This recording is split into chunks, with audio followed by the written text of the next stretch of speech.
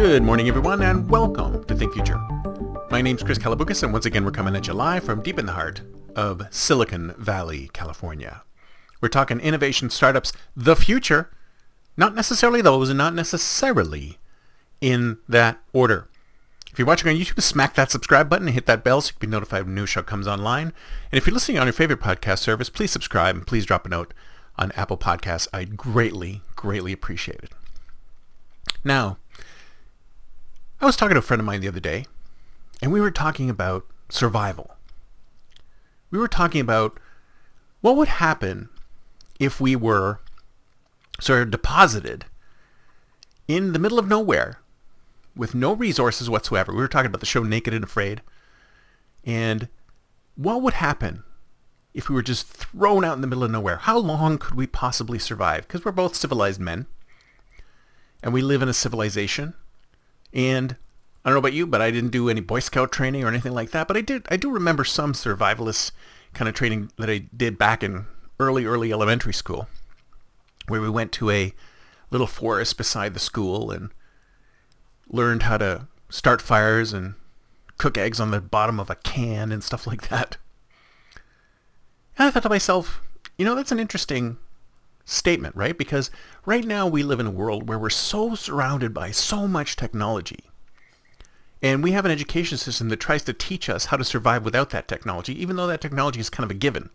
So I'm saying the education system probably needs to change to assume that these things are a given. But at the same time, what skill would you need in order to survive in that world? And if in that, not just in that world, but in any world. So it made me start thinking about something that I've always thought is the most important skill that anyone can have.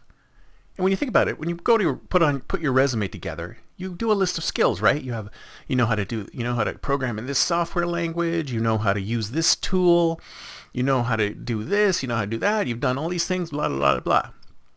But really, at the bottom of it all, the most important skill that anyone can have is problem solving, is the ability to look at a problem, whatever the problem is, it comes at you, in whatever domain it is, and be able to develop a solution to that problem. It may not be a full solution, but it could be a workaround, whatever. It's the ability to have something come at you, whatever it is, some issue, some problem that needs to be resolved. And you, using your skill in problem solving, figuring out what you need to do in order to solve the problem. What do you need to learn? What tools do you need to have? What skills, what other skills do you need to have? Problem solving, defining the problem, understanding the problem, framing the problem, then developing solutions for the problem. If you ask me, that is the number one skill that people need to have, and it should be transferable across all domains. It doesn't matter whether you're a software developer, a product manager, a startup founder, a corporate innovator, whoever you are. That is the base skill that everyone needs to have. Because if you think about it, throw me out into the wilderness. If I have problem solving skills, I'd be able to somehow learn how to survive. If you put me in a new job where I don't really know what's going on, I use my problem-solving skills to figure out how to work it. See, this is the thing I think is a big problem with talent acquisition, is that you have people looking for, and this is one of the reasons why I think there's such a huge gap between the people who are looking for workers and they're saying, we can't find any qualified workers, and the workers out there going, we're qualified, you just won't give us a chance. Because there's a disconnect between what's on their resume, what they know, how they can do things, and what the job description is looking for. If we went back to first principles and said, listen, these are the things I'm looking for. They're all optional if you can come into a situation and learn quickly. Use your problem-solving skills to be able to learn what you need to learn in order to excel in this role. I mean, if you think about it, nobody can move from one company to another without any kind of training, without any kind of time to assimilate new skills, new terminology, new lingo, new relationships in order to do well in a job. There's no such thing as a perfect fit. And if you ask me, most human beings are able to fit into almost any environment, because one of the things that human beings have is that we all are born problem solvers.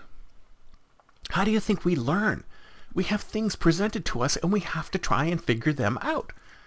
And some of us have suppressed this when we get older, saying, oh, I already know things, I don't need to learn anything else. But the ability to learn, the ability to expand, the ability to problem solve is within all of us. It was an original, intuitive thing that human beings can do from the moment they're born. We have problem-solving skills.